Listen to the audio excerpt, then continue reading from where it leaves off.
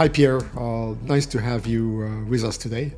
Thank you, Guy. I'm very happy to be here to have this discussion. DORA sounds like a Disney character, but unfortunately it is not. It's Dory was a Disney character, or Pixar, I should say. So DORA is, of course, serious business. It stands for Digital Operational Resiliency Act, and it is the newest regulation which has been issued on the European side. It is probably one of the most serious regulations we have seen and also most comprehensive. To the best of my understanding, DORA covers the European Union, including Switzerland. And so any financial organization, any organization subject to a local financial regulator in Europe and Switzerland is under the DORA regulation. It's a regulation, so people have to implement it as is, a bit like GDPR. It's not a directive like the sister regulation called NIS2, which is the directive, so where the local authorities have a lot more room for interpretation. But nevertheless, there's a few areas, and we'll talk about some, where still the local authorities have to specify things. It's interesting to note that when it comes to organizations that are regulated by the financial regulator, it covers a very wide variety. From my experience, it covers large banks, which are on their own very sophisticated, as well as small investment banks, which are significantly less sophisticated, even stockbrokers.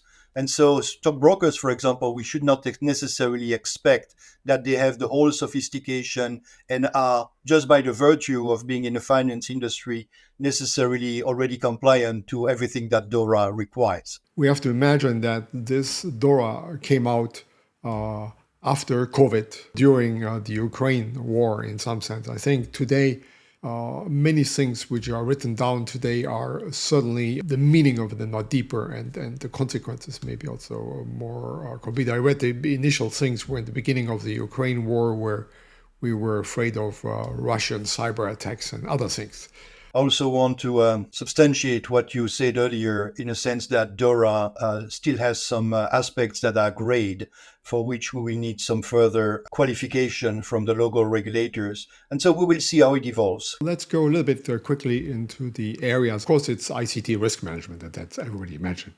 And that's mainly preventive controls and risk management we're talking about. We have, I think, an interesting one is a third party, which I was a bit surprised when I read what is required. Certainly, in general, third party support is growing, and the risk they carry for the institution and for the system at large is certainly important. I think the regulator spirit is, of course, always to keep the trust in the financial system. And more than worry about an individual bank or individual financial institution of some sort. And that's why they are always interested in avoiding what they call systemic risk. Yeah. Well, specifically on the third party, it strikes me that most of the large organizations, including the international banks I worked with at the risk committee, at the CISO level, for these very sophisticated organizations, we always considered third party to be one of the biggest risks we could envisage across the entire organization. This was, however, not necessarily recognized by the smaller financial organizations.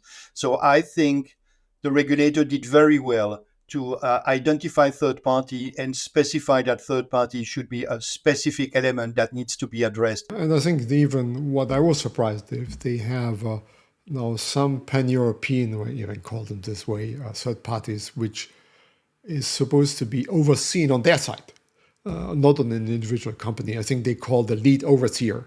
That is a role which still has to be specified, or nominations have to be done. But I could imagine that most banks may use Microsoft or Microsoft Cloud in some form or another.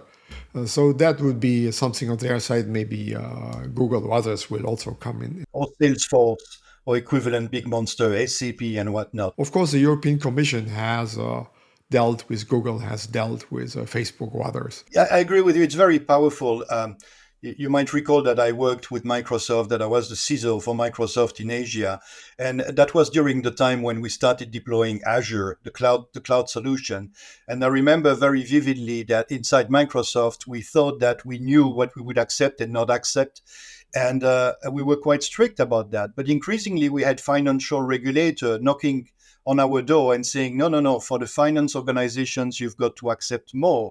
Nationwide financial regulator proved to be very, very strong to convince an organization like Microsoft or Amazon that something special needed to be done. So I must say, a senior manager into an organization subject to DORA, you might be interested to know that your regulator will help you to get more things from your third-party players than you could on your own, and have witnessed that firsthand in the past. So next to, I think, we have seen ICT risk management. Of course, it's obvious. It's a preventive part. We have seen the third-party side is because it's a big and increasing part, and structural changes. And we have also incident reporting. And it is extremely powerful. Sometimes it works against you because you have to report an incident, and that's never great. But I think also if you have others reporting, you finally will a little bit have an idea what is the risk, what the incidents happening in your industry. Reporting, in my view, brings also fantastic value, aside from the fact that because of reporting, you will learn about what's happening to your peers, and that might help you to reevaluate your risk landscape and understand that some elements need to be better addressed because some incident have happened to your peers. But risk reporting also forces the organization to do some hygiene work that few organizations have done, which is to determine what is an incident. How do we qualify an incident? What are the criteria? The whole qualification of, is it a red level incident or a black level incident or a green level incident? That's a lot of work that usually the cybersecurity team is not very good at doing. The usually cybersecurity team is good at deploying some preventive measures. And so the fact that DORA imposes the organization to really be able to inform whenever an incident happens is forcing these financial organizations to get their acts together. And I think this is a very positive thing. One important thing, I think, sanctions are on individual member base. Working very often with the boards of banks, large and very small one, I know that very often the directors look at new regulation, and the question they ask is, how painful is it going to be, and how personal is it going to be? And most regulations are not that painful, and definitely not too personal, whereby DORA seems to have the ingredients to make it specifically painful, similar to what we saw with GDPR, and very personal, which is a fantastic thing because it forces all the people who are at the decision level or at the managerial level to really think their way through. You just cannot say, I didn't know, or this was not something I thought would be important. You can't say that. I'm sorry to say this is a positive thing, because human beings, we usually tend to see problems as something that will happen to someone else. Here, by making it present and directly relevant to the board directors and the senior executives, that enforces everyone to take their responsibility, which again, I think is a good thing. I think, and there's maybe the last two words on this small introduction to DORA. I think, we have mentioned before incident reporting. Now there's your fourth report that may trigger a chain of events. You have to report at the beginning, at the middle, at the end. And maybe that could, be related to other consequences later, depending on what the detail of the incident. And the second point which could trigger things is and we'll spend a lot of time, and that's quite unique about DORA, is they have planned systematic testing of a number of things which are included on the DORA side. Of course, it's mostly, if you're in the security side, it's more an attack simulation. Yeah, it's a red teaming exercise, but with the DORA framework in mind.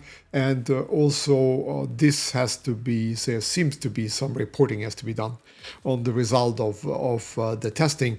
So at least these two things, the incident reporting and the test reporting, may trigger the attention of the authorities and could lead in some cases to more serious consequences. No, I think it's going the right way. I think that DORA has all the characteristics of a regulation that really makes sense, that is aligned with the reality of the risks, as opposed to some other regulation we have seen elsewhere, And in the past, that would be a little bit esoterical. They would speak in theory.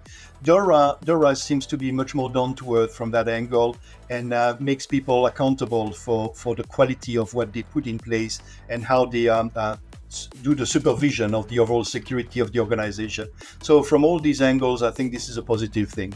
So thank you very much, Pierre, for sharing these insights with us, and looking forward to the next videos. Thank you, Guy. Looking forward to it too.